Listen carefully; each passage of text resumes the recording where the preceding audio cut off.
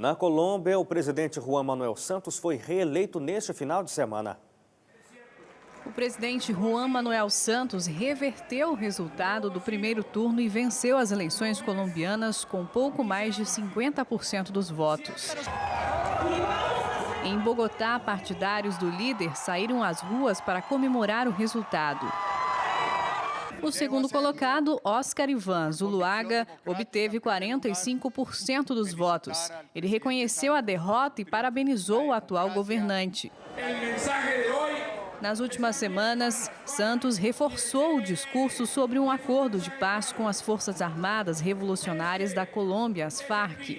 Há 18 meses, o governo negocia com a guerrilha. Já são 50 anos de conflito com mais de 250 mil mortes e 5 milhões de pessoas deslocadas. O presidente também enfatizou as conquistas econômicas do governo. O país tem uma perspectiva de crescimento de 4% este ano. E durante a gestão de Santos, os índices de desemprego e inflação baixaram. Já Zuluaga, que recebeu apoio do ex-presidente Álvaro Uribe, tinha uma posição mais dura e defendia uma ação militar contra os rebeldes. Ontem, Uribe acusou o atual presidente de comprar votos em massa e ameaçar a população com as Farc. Ele pediu um sistema eleitoral diferente que evite abusos de poder. O voto não é obrigatório na Colômbia. Apenas 47% dos eleitores habilitados compareceram às urnas. Mais de 32 milhões de votos eram esperados. No entanto, foram registrados pouco mais de 15 milhões. A Rússia cortou a provisão de gás para a Ucrânia em mais um capítulo da crise na região. O consórcio de gás russo Gazprom anunciou hoje que vai mudar o sistema de pagamento da Ucrânia. O país terá que pagar antecipadamente pelo gás se quiser o abastecimento. A decisão representa o corte imediato do bombeamento de combustível. O prazo dado pela Rússia para que a Ucrânia pague os quase 2 bilhões de dólares que deve já acabou. Segundo o consórcio, a dívida chega a quase 4 bilhões e meio de dólares por 4 meses de serviço.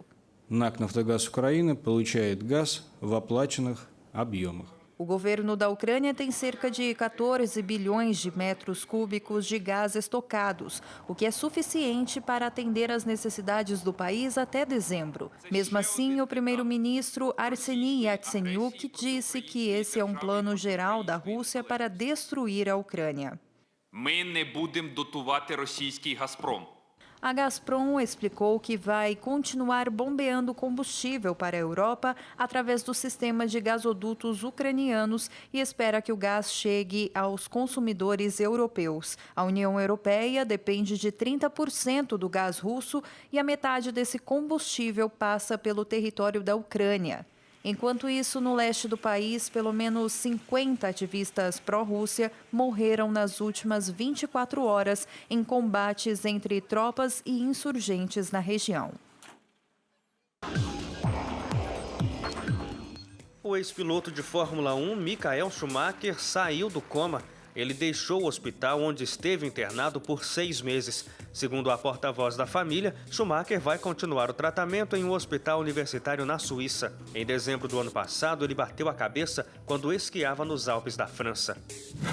Os Estados Unidos estão dispostos a buscar ajuda do Irã para deter o avanço de militantes radicais islâmicos no Iraque. A Casa Branca condenou as fotos postadas na internet pelos terroristas sunitas, mostrando a execução de soldados.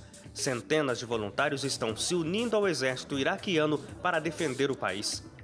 Chegou a 48 o número de mortos em um ataque de insurgentes à cidade costeira de Piketone, no Quênia.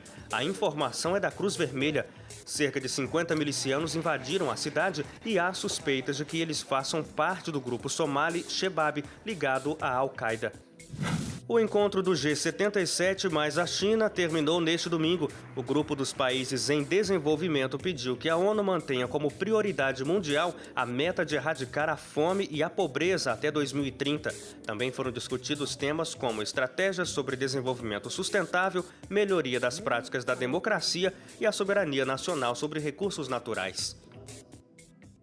A Receita Federal liberou hoje o pagamento do primeiro lote de restituição do Imposto de Renda 2014. Nesse primeiro pagamento são beneficiados idosos e portadores de deficiência. O primeiro pagamento do ano foi de R$ 1,950 bilhões, valor que é 28% menor do que o registrado no ano passado. A relação dos beneficiados está no site receita.fazenda.gov.br. A consulta também pode ser feita pelo telefone 146 ou pelo aplicativo da Receita para tablets e smartphones disponíveis tanto nos sistemas Apple quanto o Android.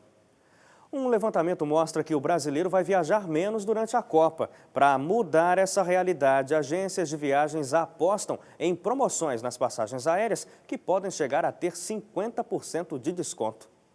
Apesar da estimativa do governo de receber até 600 mil turistas estrangeiros no país por causa dos Jogos da Copa, o setor de turismo registra uma menor procura do brasileiro por viagens nesse período. O motivo seria porque o brasileiro prefere ficar em casa para assistir os Jogos da Copa. Mas para mudar essa situação, descontos de pacotes de viagem chegam a 50% sobre o preço inicial, inclusive para cidades que irão sediar a Copa. No caso das passagens aéreas, os preços estão altos apenas nos dias de jogos, mas voltam ao normal nas demais datas. Por exemplo, uma passagem de São Paulo para Fortaleza no dia 17 de julho, dia do jogo Brasil e México, a passagem pode custar mais de R$1.000. Alguns dias depois, o preço chega a R$400 e até R$300, dependendo do caso. E ainda tem uma novidade. Nós conversamos com o presidente da Infraero, Gustavo do Vale, que falou sobre algumas mudanças que foram realizadas nos 12 aeroportos do Brasil, que vão beneficiar os brasileiros e também os turistas estrangeiros que estão vindo para os Jogos da Copa do Mundo.